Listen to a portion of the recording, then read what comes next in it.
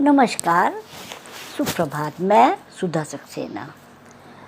हम सब देखते हैं कि जब भी हम कुछ कामना करते हैं तो सबसे पहले अपने हित में सोचते हैं।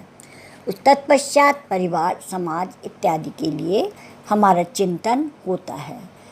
यदि एक सीमा के अंदर हम अपने हित में सोचते हैं तो वो सही है, किंतु जब सीमा के बाहर केवल हम अपना ही अपना सोचते हैं, वह स्वार्थ कहलाता है।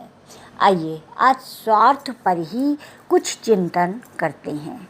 स्वार्थ की सीमा में रहकर जीवन यापन सुखदायी और कल्याणकारी माना जाता है। स्वार्थ की सीमा को तोड़कर जीवन यापन करना असुर वृत्ति है, ईश्वर से बैर करने का संकेत है। स्वार्थ की वृद्धि होने पर रजोगुण और तमोगुण का आधिपत्य सतोगुण पर हो जाता है। मानव के जीवन में दैवत्व की जगह असुरत्व का बोलबाला हो जाता है। जीवन में व्यग्रता ज़्यादा बढ़ जाती है, समझदारी ईमानदारी नहीं रह जाती है। सोचने, खाने पीने, जीने का तरीका बदल जाता है, जिसके कारण प्रियजन प्रेम स्नेह की जगह घृणा की दृष्टि से देखना शुरू कर देते हैं।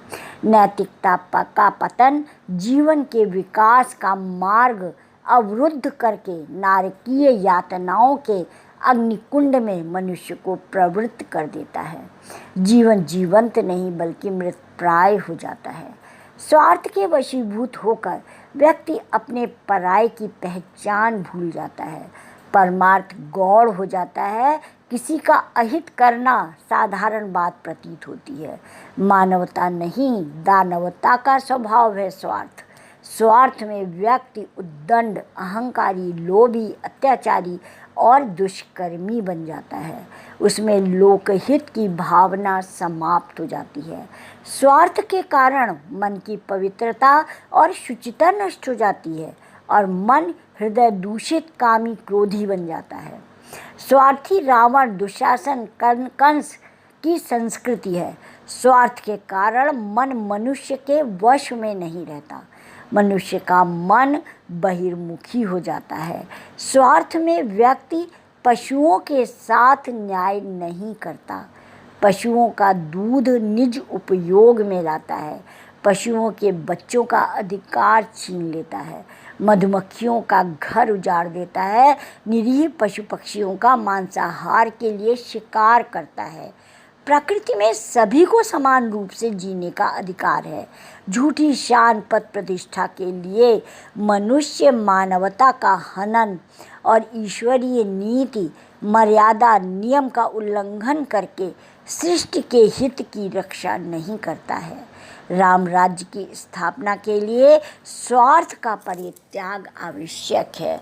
प्रकृति, जीव जंतु यदि नष्ट हो जाएंगे तो निश्चित समझिए कि मनुष्य भी नहीं रहेगा पृथ्वी पे। मनुष्य का जीवन उन सब के समाप्त होने के पहले नष्ट हो जाएगा। प्रकृति में जितने भी जीव जंतु और छोटे छोटे कीड़े मकोड़े भी जो बने हैं, वो सृष्टि के लिए हितकारक हैं। जैसे छोटे छोटे केंचुए खेतों की रक्षा करते हैं, वह उसमें हवा वायु का संचरण करते हैं, मिट्टी को पोली बनाते हैं। इसी प्रकार से अनेक जीव जंतु हैं जो सृष्टि का संरक्षण कर रहे हैं। तो हमारा भी दायित्व बनता है कि हम प्रकृति को सहयोग दें। यदि प्रकृति हमारे साथ रहेगी तो हमारा स्वयं संरक्षण हो जाएगा। इस बात को हम सबको समझना है। तो आज इतना ही।